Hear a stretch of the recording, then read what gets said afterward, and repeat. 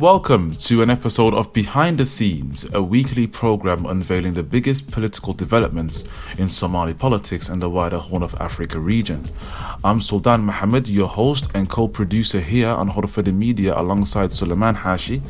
On this week's program, a delegation from the self-declared regime in Hargeisa led by President Musa Bihi traveled to the United States where they met US officials. Now, what was reached in these talks and what does this mean for the Somaliland-Somalia dilemma at the heart of the Somali Republic? This is the topic on the program today. We hope you find this program very informative. Please like, share, and for similar content, do subscribe to Horfada Media's YouTube channel. Also, do subscribe to Horfada Media Group's second channel, known as Horfada TV, where you can find exclusive programs such as Mahahi Saleh, among others. Last but not least, do follow myself, Sultan Mohammed, Suleiman Hashi, Yasin Abdi, and the wider Horfada Media team on our social media platforms that should appear on the screen any moment. Let's get straight into it. Earlier this month, officials from the self-declared Somaliland region traveled to Washington in a bid to seek US support for its independence from the Somali Republic. Of course, this is not the first time that officials in Hargeisa have traveled to a Western capital to seek support. However, it seems as though on this occasion, there is a slightly more spotlight on the growing calls for recognition of Somaliland. A call and a move that has upset not just the Somali government, but a lot of Somalis that support a unified Somalia, including some residing in the very territories of the self-declared Somaliland region.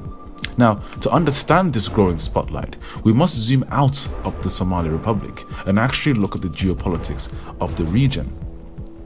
Tensions between China and the United States have been growing in recent months within the Horn of Africa region as a wind of political changes sweeps the region. Conflict in Ethiopia saw the old Ethiopia clash with a new Ethiopia. TPLF, the former masters of Ethiopia, entered a grueling war with the newly re-elected Ethiopian coalition led by Prime Minister Abiy Ahmed. The conflict saw the world divide into East and West, as the US and her allies supported the TPLF, whereas the Chinese Foreign Minister Wang Yi visited Addis Ababa to showcase Beijing's support for Prime Minister Ahmed. Similarly, in Sudan, we saw a coup that toppled former dictator Omar al-Bashir and established a civilian government led by Abdullah Hamdok, only to be overthrown by the Sudanese military led by General Abdel Fattah al-Burhan in October 2021. And much like the wider Horn of Africa region, Sudan remains at a crossroad as a nation and its peoples grapple with their own future. Now, in light of all these aforementioned political changes sweeping the region, we must keep all of these in mind when we analyze US policy towards Somalia, especially the northern regions. Now, if we look closely at the US Hargeisa talks, as part of their pitch, officials from Hargeisa reiterated offers to support a US military footprint or a base within the region in exchange for recognition of independence, much like we see in Djibouti. Now, the argument that China is posing a major threat to US influence in the region has caught the eye of some lawmakers in the United States. Indeed, the Chinese established a new Horn of Africa Special Envoy to directly challenge the US Special Envoy. The ambassador, Zhu Bing, has already made an official trip to Mogadishu, where he met Somali officials simultaneously when Hargeisa officials were meeting US lawmakers in Washington, D.C. If we look at Taiwan and separatists in Hargeisa have already established diplomatic ties, a relation played up by some US officials during their time there and a trend that has angered both Somalia and China. Nevertheless, despite all this drama occurring, the US government has made its position officially clear regarding the recognition of Somaliland. In a statement, Molly Fee, the US Assistant Secretary for the Bureau of African Affairs, elucidated that while the US was delighted to host President Bihi, discussions held between officials were within the framework of a single Somalia policy. A statement that reassured many worrying Somalis that the US was hinting at sympathy for the secessionist cause. Somalis in favor of union in the United States rallied against the delegation led by President Musa Bihi. The United Somali Alliance is a group of Somali intellects and unionists that advocate for a US foreign policy in Somalia that centers around unification of that nation. With the support of the policy advisory and advocacy group Van Batten Montague York, the Somali movement successfully ensured that the US policy remained firmly that of a unified Somalia, despite attempts by US lawmakers to introduce a bill that would have at least partially seen recognition of Somaliland as an independent country. In a nationwide poll conducted by this very organization, 85% of participants that were of the voting age were against the US changing current policy to recognize Somaliland, citing dangers of a civil war as the reason.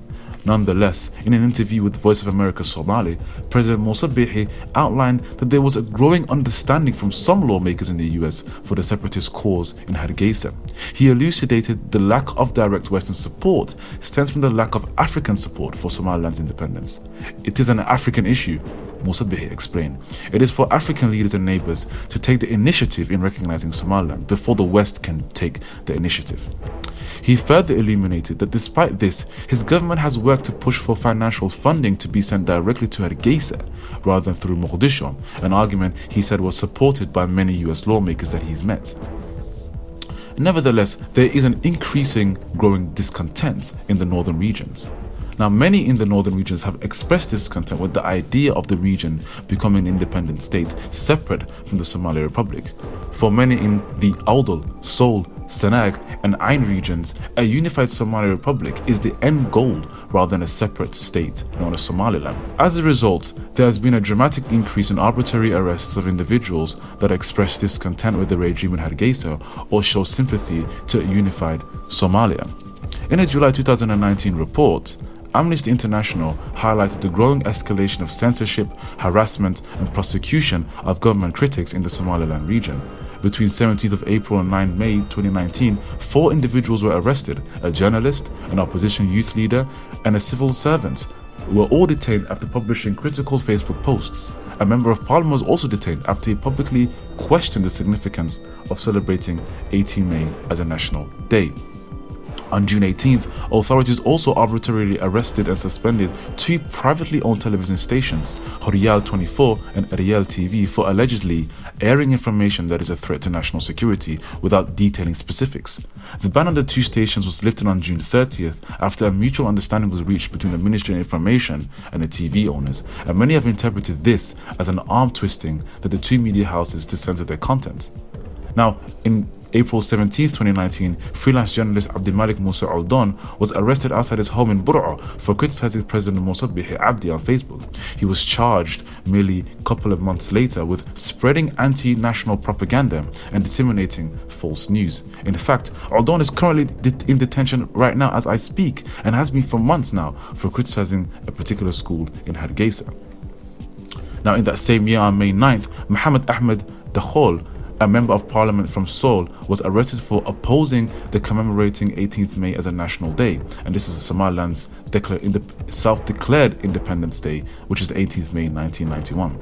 Now, the police claimed that he made anti-national statements and opposed the existence of Somalia, but the courts refused to entertain the case because of his parliamentary immunity. After 39 days in detention, he was released on June 17th. In fact, just this month, Hargeisa officials arrested reporter Imran Aden because he interviewed ordinary citizens on President Musa Bihi's visit to the United States.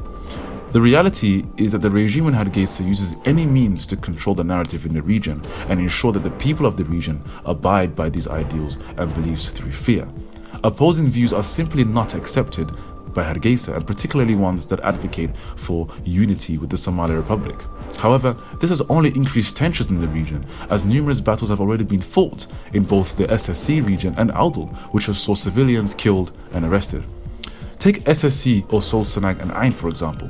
The self-declared Khatam state has declared itself as a federal member state of Somalia, simply awaiting recognition from Mogadishu, which has yet to happen. However, the region is also claimed by the Hargeisa regime as part of its own self-declared republic. Similarly, in the Awdal region, the Awdal state of Somalia was declared the last decade, which obviously favors unity with the Somali Republic. And this, of course, has been heavily opposed by the regime in Hargeisa. Consequently, the recognition of Hargeisa as a regime without the unified support of all the inhabitants within the Somaliland region will inevitably lead to bloodshed and civil war in the region that could set Somalis back another 30 years. So if people in particular regions such as Awdal, Seoul, Sanaag and Ain do not support the idea of Somaliland becoming an independent country, one cannot simply force them to do so, because that will lead to bloodshed and death, and that's the last thing Somalis need after such a long period of instability and war. Now, the question of Somaliland is catching the eyes of some US lawmakers, and this is not due to sympathy for the supporters of this cause of an independent Somaliland, but rather for self-interests to counter China. Similarly, we see China showing interest in countering US influence in the region, and we see the new Special Horn of Africa envoy and China engaging with Somalia, particularly since the self-declared Somaliland region began having relations with the self-declared Taiwan region.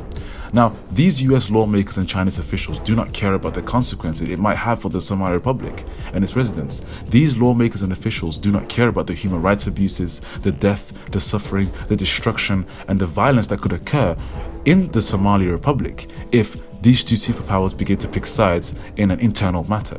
They simply care about their own interests. The reality is that it is for Somalis to sit down and discuss the future of the Somali Republic. Now, many might say the country is called Somalia, many might say I'm from Somaliland, but the reality is that the agreement signed that made the Somali Republic on the 1st of July 1960 still exists to this day.